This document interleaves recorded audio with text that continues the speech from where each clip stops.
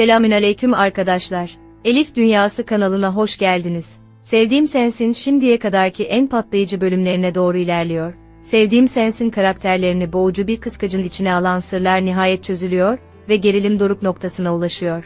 En büyük dönüm noktası, Feride'nin kendisinin de sonunda gerçek kimliğini keşfetmeye başlaması.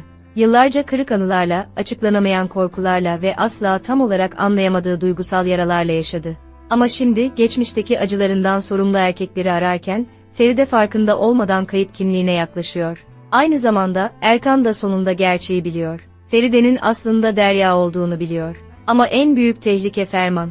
Derya'nın hala hayatta olabileceğinden şüphelenen Ferman, gerçeği bulmaya takıntılı hale geldi. Dizi açıkça aralarında büyük bir yüzleşmeye hazırlanıyor ve bu yüzleşme tüm sezonun duygusal zirvesi olabilir. Şimdi fark şu ki, Derya artık zayıf veya korkak değil. Ferman'ın karşısına çıkacak kadın, yıllarca süren travma ve sessizliğin ardından hayatta kalmış ve yüzleşmeleri öfke ve geçmişten gelen acı gerçeklerle patlak verebilir. Bir diğer büyük soru ise Erkan'ın sonunda Dicle'ye Feride'nin aslında kız kardeşi Derya olduğunu söyleyip söylemeyeceği. Dicle zaten kayıp kız kardeşini arıyor ve onun tam önünde durduğunun farkında değil.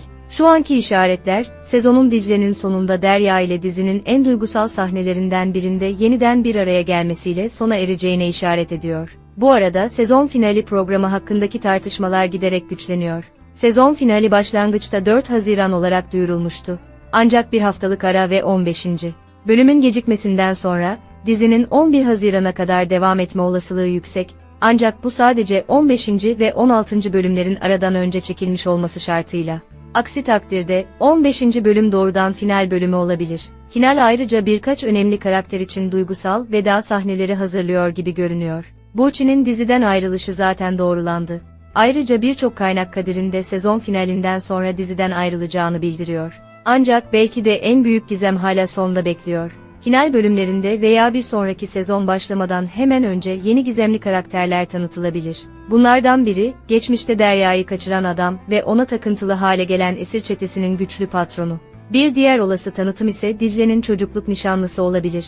Onun gelişi mevcut ilişkileri tamamen karmaşıklaştırabilir ve hikaye için yepyeni bir sayfa açabilir. Sadece bana mı öyle geliyor, yoksa Ferman'ın artık gizlice süper işitme yetenekleri mi var? Sevdiğim Sensin'deki her önemli gizli konuşma bir şekilde Ferman'ın bir duvarın arkasında her şeyi dinlemesiyle sonuçlanıyor. Sizce Ferman en büyük sırrı da duyacak ve Feride'nin Derya olduğunu tesadüfen keşfedecek mi? Yoksa sonunda biri ona doğrudan söyleyecek mi? Düşüncelerinizi yorum kutusunda paylaşın ve videoyu beğenin.